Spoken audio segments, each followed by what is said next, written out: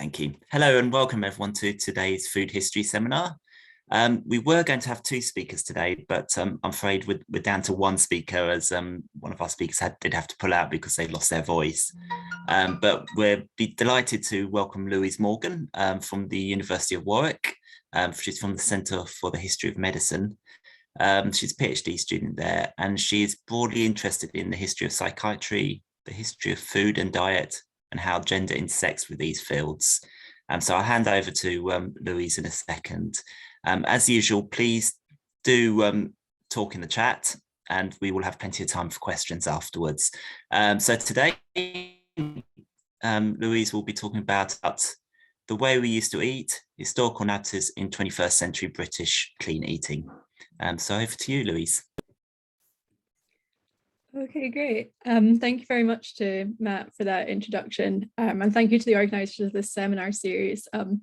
As someone who's based outside of London, it's been really nice having this for the past couple of years over Zoom. It's been a nice way to hear some more food history research that's been going on, and kind of an unexpected good thing, I think, that's come out of the pandemic, if we can say such a thing. And just before I start, I'd like to note that this paper is a bit of a work in progress. It's a section from my PhD, which I'm hoping to turn into an article. So any feedback, comments, suggestions, advice is very much welcomed and encouraged afterwards. So thank you. So throughout history, there have been examples of communities creating a history which feels correct and true, despite there being limited evidence for this truth. As I'll explore later in this paper, the clean eating understanding of the past is fluid, encompassing hunter-gatherers and grandmothers in the same grouping of historical figures who had a healthy diet, as well as understanding certain eras of food, such as the post-war decades, as being simultaneously healthy and unhealthy. As such, its understanding of history is an imagined one, picking and choosing examples with limited base in truth, which further argument. Just move this slide. Eric Hobsbawm, in the introduction of his and Terence Ranger's 1983 work, The Invention of Tradition, defines this creation of a past as an invented tradition, meaning a set of practices normally governed by overtly or tacitly accepted rules and of a ritual or symbolic nature, which seek to inculcate certain values and norms of behavior by repetition, which automatically implies continuity with the past. Hobsbawm emphasizes that these traditions are generally invented and often unrelated to the actual past. Rather, they are responses to novel situations, which take the form of references to old situations. Furthermore, Hobsbawm discusses the importance of imagined traditions in providing legitimacy to a range of individuals and groups, as well as in establishing social cohesion, or the membership of groups, real or artificial communities. My paper will argue that by inventing the tradition of clean eating and justifying its existence through an imagined past, the way of eating and the industry surrounding it became legitimized. Whether their understandings of past diets are factually correct is not important to the clean eaters or to their readers. For them, the past exists solely to justify the pre-existing beliefs of the clean eaters about the best diet and nutrition for the human body. While the accuracy of these understandings of the past could and should be scrutinized and questioned, my paper instead seeks to understand why these pasts are so important to the concept of clean eating. So to fully explore this argument, it is important to first define and explain what clean eating is. Clean eating, at its most simplistic, can be understood as a commitment to eating mostly whole foods in as close to their natural state as possible. This included avoiding any food believed to be processed, meaning somehow adulterated from its natural state, normally through the addition of chemical preservatives, refined sugar, and ingredients believed to be unpronounceable. This sometimes, although not always, included gluten, dairy, fish, and meat. By following these basic rules, followers of clean eating, who I refer to as clean eaters, believed that they were consuming the most nutritious diet possible in a modern world which actively encouraged the consumption of fast food, eating for convenience, and so-called dirty diets. The ideas present in the modern day clean eating movement were an amalgamation of various diets and nutritional trends from the past centuries, incorporating, for example, the low carbohydrate, high protein elements of the Atkins diet, the emphasis on whole foods, and what has historically been considered natural from the paleo diet. However, rather than dieting with the sole aim of slimming down, clean eaters placed a broader emphasis on mental well-being, the alleviation of chronic symptoms, and natural products in cosmetics and the home. Furthermore, clean eating often went hand in hand with fitness, with advocates including bodybuilders, personal trainers, and yoga instructors. The first key figures to link the word clean to this style of eating were based in America, including bodybuilder Tosca Reno and cardiologist Robert Younger, who both developed slightly different clean diets around the same time. This paper, however, will primarily focus on the work of Amelia Freer, who is the first picture on the slide there. She was part of the British wave of clean eating, which began in 2012. The wider British wave included popular figures such as Ella Mills, formerly Ella Woodward and most commonly known as Deliciously Ella, Madeline Shaw, and Jasmine and Melissa Hemsley, who were commonly known as Hemsley or the Hemsley sisters. Each of these women focused on the benefits of clean eating to her health. They typically describe experiences of chronic illness and conditions which Western medicine had failed to treat and which were exacerbated by the stresses of the modern world. These failings led them to attempt to control their symptoms by changing their diet. Mills, for example, described how, quote, "Overnight, I started a whole foods, plant-based diet and gave up all meat, dairy, sugar, gluten, anything processed, and all chemicals and additives." These food choices were nearly identical to those of the earlier American clean eaters. However, where the Americans explicitly understood clean eating to be a diet for weight loss and treated these decisions as strict rules for a way of eating, British clean eaters typically, although not always, emphasized that these ideals did not restrict the diet, sharing recipes for brownies, pizza, and ice cream, which followed their guidance.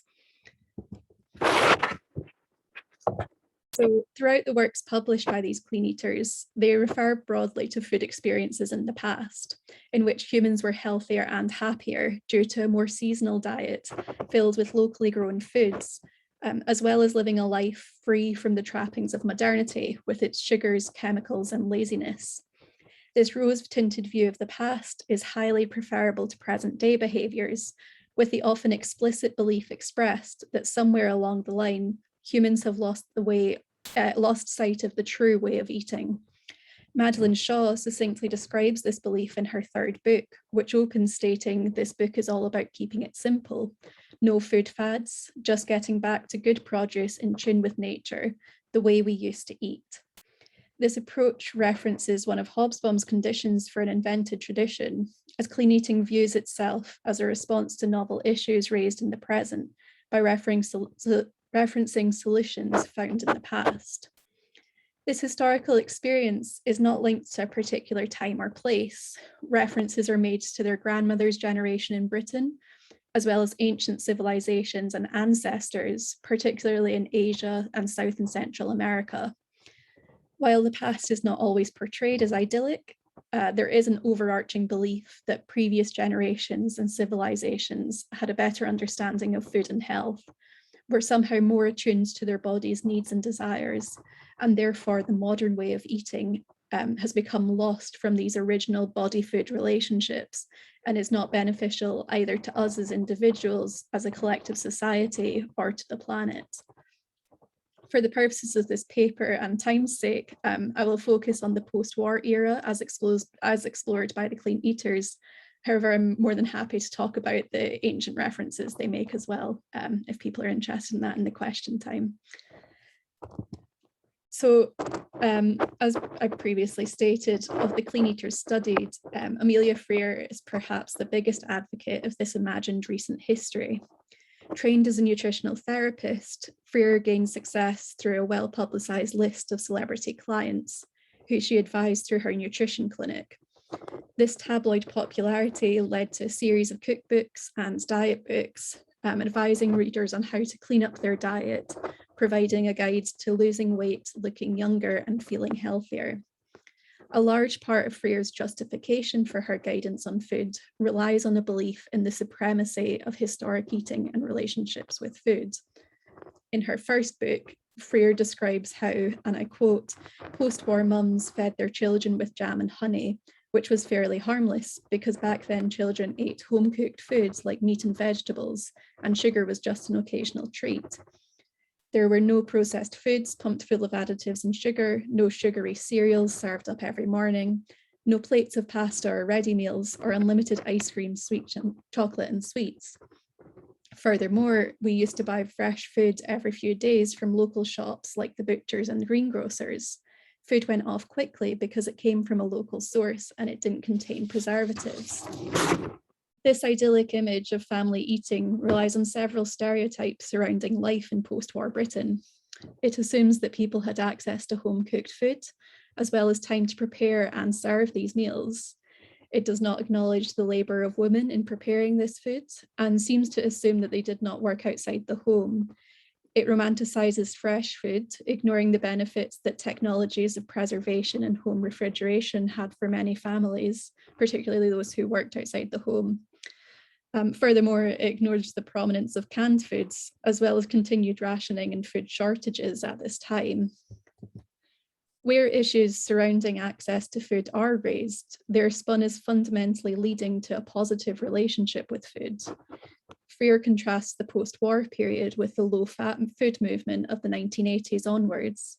The obsession with calorie counting and fat-free foods, she argues, was due to flawed science and thinking, encouraged by government agencies, which treated the health of the nation as something to experiment with, creating beliefs and fears about foods which have persisted through to the present day.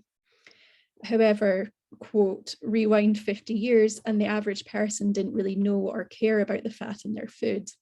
It was the post-war era and people were just happy to have enough food on the table. In this way, even the acknowledged negatives of the post-war diet become something which overall benefited individuals, as they were not yet impacted by diet culture and the commercialization of food, which has led to so many of the problems in modern society as perceived by the clean eaters. Similarly, Freer criticizes the developments in food technology during this era, which were antithetical to her views on clean eating. Linking to the previous discussion surrounding fear of fat in food, she exclaims, quote, margarine, yuck.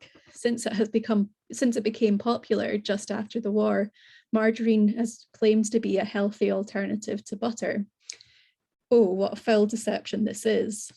Freer also believes that the harmless sweet treats fed to children post-war have also caused an emotional dependence on sugar, as, quote, many of us have grown up seeing sugar as a reward or a comforter. My mother's generation also fed their children cakes as a treat or to cheer them up. The problem now, according to Freer, is that our sweet treats are processed and manufactured beyond all recognition, with so much sugar, sweeteners, and additives that our taste buds start to think that this is normal and forget how delicious, good quality, home-cooked food tastes. For Freer and many other clean eaters, this view of the past is both a haven of healthy eating and the root of modern problems surrounding food is not at all contradictory. Rather, it offers a sense of legitimacy to their views on food and nutrition. As clean eaters, they encourage the avoidance of any food which is processed and promote the consumption of whole foods. As such, the fresh food purchased seasonally at the local butchers and grocers would be inherently more nutritious and cleaner than any food which had been preserved. Sugar in the form of seasonal fruit, perhaps made into crumbles or jams, would be considered a suitable and nutritious treat. The modern inventions which creep into these narratives, for example, margarine and artificial sweeteners, are problems precisely because they distract from this perception that the people of the past ate entirely seasonally and locally. They are indicative of the beginning of a shift from a nostalgic, perfect past to a modern world filled with problems, confusing the novel and old situations referred to by Hobsbawm.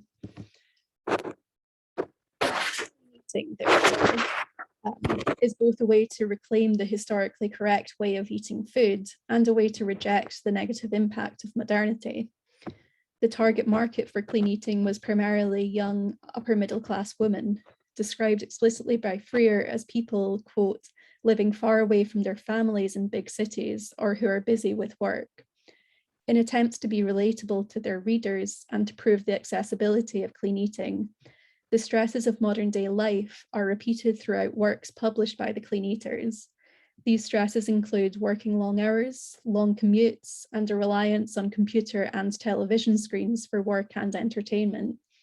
These factors all create a life which is filled with stress, leaving little time to exercise, relax, or cook nutritious meals.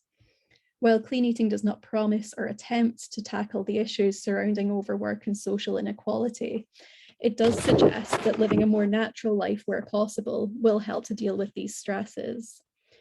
This obsession with the imagined past and criticism of modernity is linked by critics of clean eating to philosopher G.E. Moore's concept of the naturalistic fallacy, the belief that natural is necessarily equivalent to good. Throughout their careers, this fallacy was used to criticize clean eating's obsession with natural foods and products, but also to discuss the irony of this distrust of modernity. Throughout their careers, most of the clean eaters relied heavily on the use of social media and modern technologies to grow both their knowledge about food and clean eating, as well as their careers as influencers. Social media allowed them to create a community around their dietary choices, inviting their followers into their lives and holding conversations with themselves and each other. The immense success of clean eaters online led them to success in more traditional forms of media, as they began publishing cookbooks, writing newspaper columns, and appearing on television shows. Beyond this, by creating an image of life that readers can both identify with and aspire to, then inviting them to share their clean eating journey with the clean eaters online, we're able to return to Hobsbawm's invented tradition, as this provides a clear attempt to establish social cohesion. This cohesion, as Hobsbawm argues, provides the group with a sense of legitimacy, as they come to believe that their views surrounding food should be normative and ultimately are both historically and biologically correct. So to quickly conclude, my paper has explored the ways in which British clean eaters in the 2010s utilised imagined histories to provide legitimacy to their views on food and nutrition. The past holds a dual role for clean eaters. In one sense, they rely on an idealised view of the past, where families ate homemade meals together, cooked with fresh, seasonal produce, which was grown and purchased locally. This food was nutritious and enjoyable, making the consumer happy and healthy. This is directly contrasted with the negative impacts of modernity upon diets and general well-being. The past is viewed as the time where these negative foods and ideas began, with the introduction of preservatives, artificial sweeteners, and a fear of fat. While their grandmother's generation seemed to eat wholesome diets, their mother's generation set the groundwork for the problems of modern society. Clean eating provides a solution to these issues, encouraging the consumption of whole foods and the avoidance of preservatives, while providing advice and recipes which fit around the problems of modern life. As such, the pasts imagined by clean eaters provide a form of legitimacy, as well as creating a need for their ideas about food. So thank you very much for listening, and I really look forward to any questions, comments, feedback. Thank you. Brilliant. Thank